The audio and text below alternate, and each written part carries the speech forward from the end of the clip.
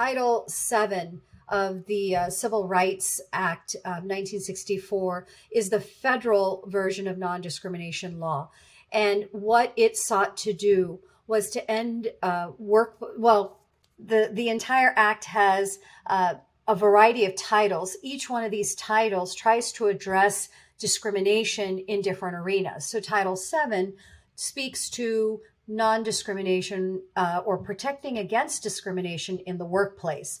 So discrimination on the basis of race, national origin, religion, and gender these are all protected classes. The power of these policies is that these classes are broad. They don't presuppose a particular perpetrator and a particular victim. What I mean by that is that there's not a presumption that only men can discriminate when it comes to sex discrimination, or that only Caucasian whites will discriminate against people of color.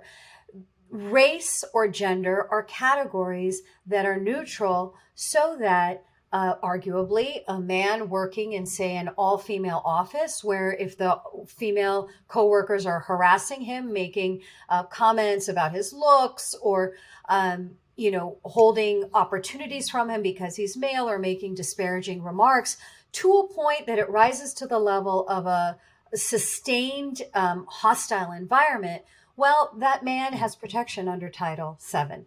Similarly, these categories are also broad enough to have evolved as the growing diversity of the United States has changed, so that it can also accommodate intra-community tensions. So a category like race, if there is, say, discrimination between someone, maybe, someone who is Latino or something, and there's some sort of tension between light skin and dark skin within that community, well, that is protected, even though it's not necessarily laid out specifically. That's the beauty of these kind of broad categories.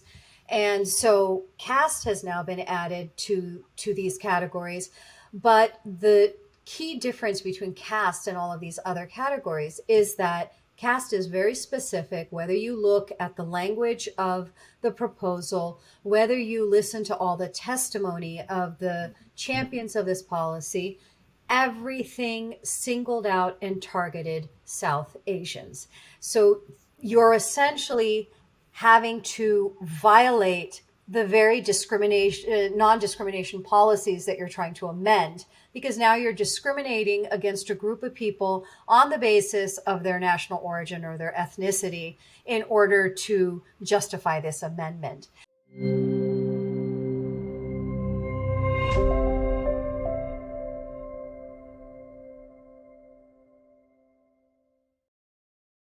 Please remember to subscribe to us and switch on the notifications for this channel. For our other social media links, more content, and to support our work, please visit citti.net. Dhanyavad. Namaskar.